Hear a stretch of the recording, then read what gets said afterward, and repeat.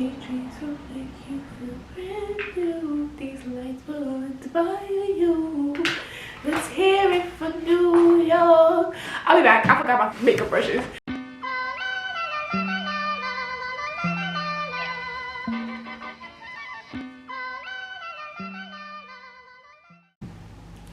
Hey, welcome back to my channel.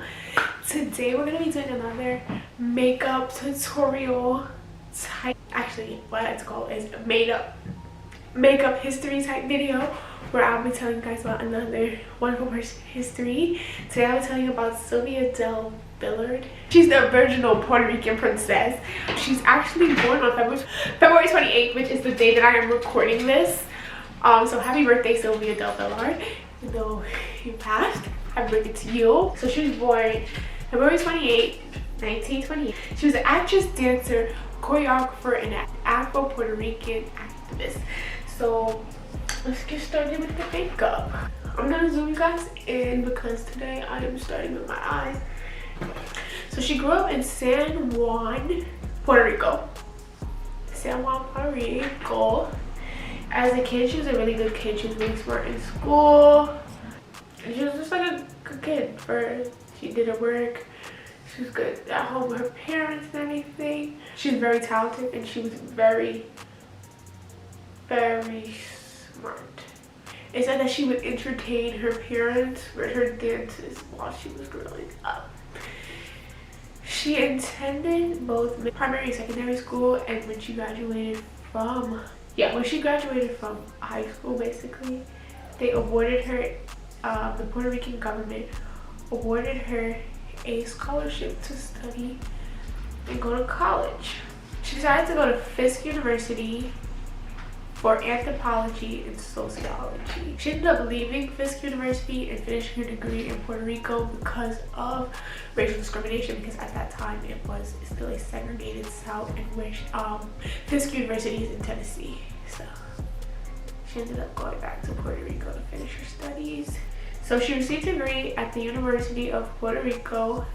She moved to the Big Apple afterwards to continue going to school, and she enrolled in the City College of New York. So it was at this time when she was in New York that she really started to realize, started to dig deep in her roots of, like, you know, being Afro-Latina and the Afro part of her Latina. So she joined a song and ballet group called Clubhouse and traced her roots back to the Yoruba, her ancestry back to the Yoruba tribe in Africa. She was finding where she came from and who she was and who her family was. So that's great. So she traced her ancestry back to the Yoruba tribe in Nigeria. At this time, Miss Villard also took classes, singing classes and dancing classes at the Met Opera.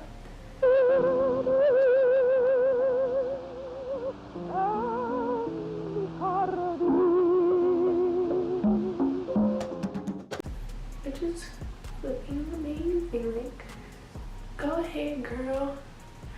Shine, shine, shine. Sylvia began singing and reciting poems in 1963 back in Puerto Rico. At this time, she became a big screen actor, also acting in lots of movies and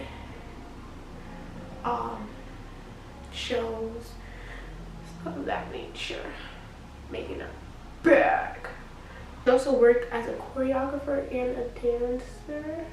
Lots of projects all throughout Puerto Rico, Central America, North America. You know how that go. In 1968, she founded the Teatro Afro-Boricua El Coiqui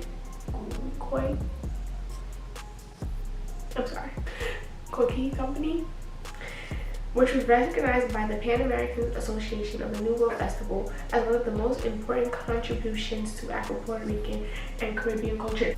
I didn't say Caribbean culture, but I assume it's Caribbean culture because it's in the Caribbean culture.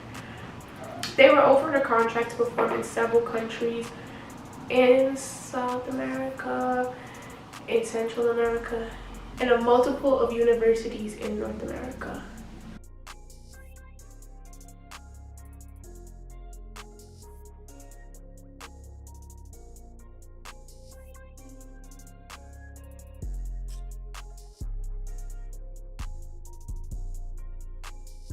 Okay, so I think I'm gonna leave the eyes here for now because I'm gonna do glitter afterwards. Once I check out the concealer, doing that bunch jacks and stuff, I'm gonna put my hair up or something because it's in the damn way. The color. Okay, I'm zooming out back out. Oh, I look crazy as hell, but ignore that. Next, I'm gonna do foundation. In order to honor Luis Fales Matos, a poet whom Miss Sylvia looked up to a lot, she opened a theater where her and her troops performed. They performed a lot of different works there at the time, you know, political works, normal works, all that type of stuff. After complaints from the neighbor, it was all in all just shut down, just closed down eventually, which some believe was politically motivated, while some people just think, you know, the neighbors had complaints and they had to shut it down. I think it was political.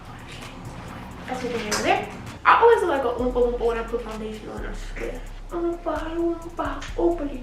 You bear my oompa loompaness, you're gonna see some transformation. I'm gonna go from being regular Declamo to me see the baddie.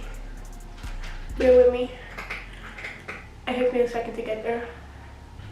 Okay, now I'm a little oompa. So after the Luis Fales Matos theater shut down, she moved back to New York, where she founded the Soniki company. They performed with the New York Museum of Natural History.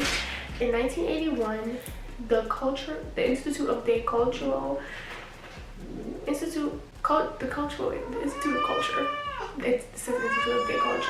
assigned her to be the first and only ever director of Afro-Puerto Rican affairs, which is so sad that they haven't had another one since then. All black girls deserve to feel represented, but that's my Afro-Latina queens, my Malaysian queens, my black queens. We all deserve Caribbean queens, African American queens, all of us. We deserve to be represented. So I'm back to finish the video. Sylvia danced, sung, and acted until the day she passed on February 28, 1990. She died from lung cancer, sadly, and she went back to Puerto Rico in 1989 when she found out that she had lung cancer. Give me a second. I'm going to check and see if she has any surviving relatives, like children, grandchildren, stuff like that. So I just did some Googling and it doesn't say that she had any surviving like children, husband, anything like that. So the only thing that survives Sylvia is her legacy. And I feel like though she has a great legacy. She went to a different place, found out something new about herself, and decided she wanted to share with everyone that she met. And I feel like that's a great quality to have in life, not to let anything or anyone tell you what you can or cannot accomplish. So let's shout out to Sylvia on her birthday / the day she passed, and let's just keep trying to push forth our own legacies, being inspired by people in the past, and making sure that our legacy is always great in the future. Thanks for watching. Come back next Monday if you want to hear me do my makeup and tell you about history. Thanks for watching. Make sure you guys subscribe to my channel. Ignore my cats because they are always being annoying. Thanks. Bye.